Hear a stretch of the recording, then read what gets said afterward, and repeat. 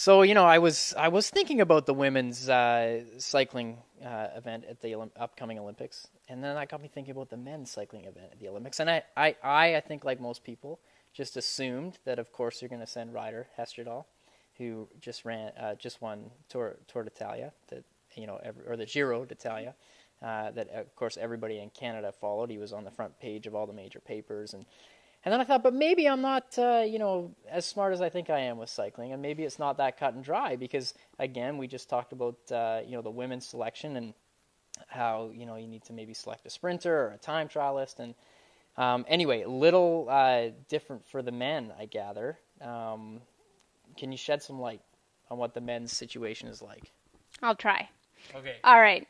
The men are definitely in a different position than the women. Okay. The women have qualified 3 spots out of the maximum of 4 numbers. So they're not going to be at that big of a disadvantage during the road race. Right. But for the men, we've only qualified 1 spot, and some of the top countries will have 5. Oh, wow. So we're at a very big disadvantage for the road race, right? Yeah. But we also have 1 time trial spot.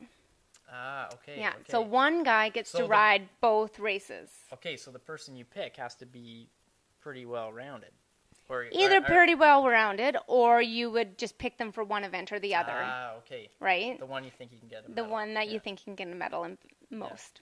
Yeah. So yeah, again, with the guys, we have a big pool of athletes, probably close to 10 again, and all of them with great results, international results. You have obviously Ryder, who you'd mentioned. You have Swain Tuff. You have David Veilleux, who got a top 20 at the World Championships last year. You have some of the Spider Tech guys. So yeah, there's some massive talent in the men's field as well. Wow. Okay. But yeah, you have Ryder, who is definitely a great road rider. Yep. And if it comes down to a split in that men's group and he makes it, he's got a good finish on him. Yeah. For sure. Yeah. But then you have Swain, who, is a proven medalist at the World Championships from a few years ago. Right. And with him, it's just kind of like, if he can come on form, he can be a medal potential. Yeah. But we have yet to see the form yet this year. He had some sicknesses in that. So whether he can come on form or not in time is a question. Yeah. So, I mean, again, another tough decision, and especially that you have 1 spot. I mean, that seems crazy, and that's simply because the men as a country didn't qualify enough people. Like, we didn't have enough points and ranking as a country, correct? So, you have to make a strategic decision based on what's going to be best for the country.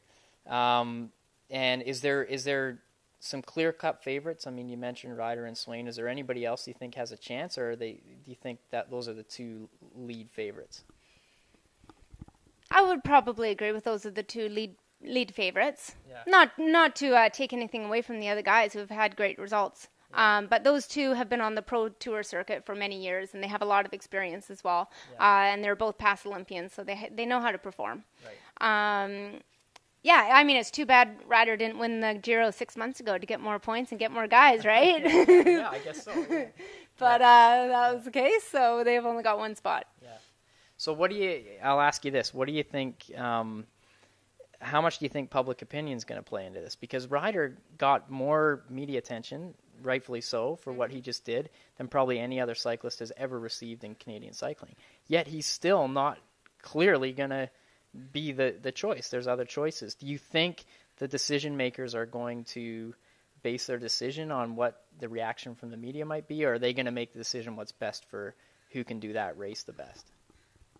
I hope they make the decision on who can make that race the best, for sure.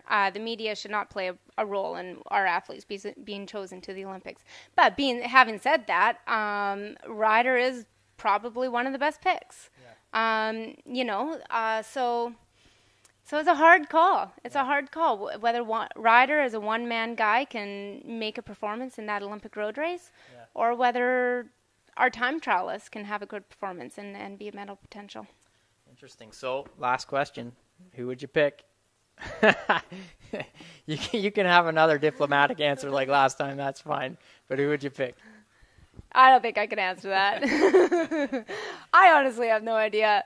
Yeah. It's a hard call. I mean, you got to see what form everybody's in right now. Ryder was obviously in amazing form a few weeks ago. He's got the Tour de France coming up, and then the Olympic Games. Is that too much? I don't know. Maybe not. Yeah. Well, we'll wait and see. And like many people in the cycling community, I'll be on the edge of my seat on both sides as to who they pick. Erinne, thank you very much. As always, very insightful, and we appreciate your input. Thanks. Mm-hmm.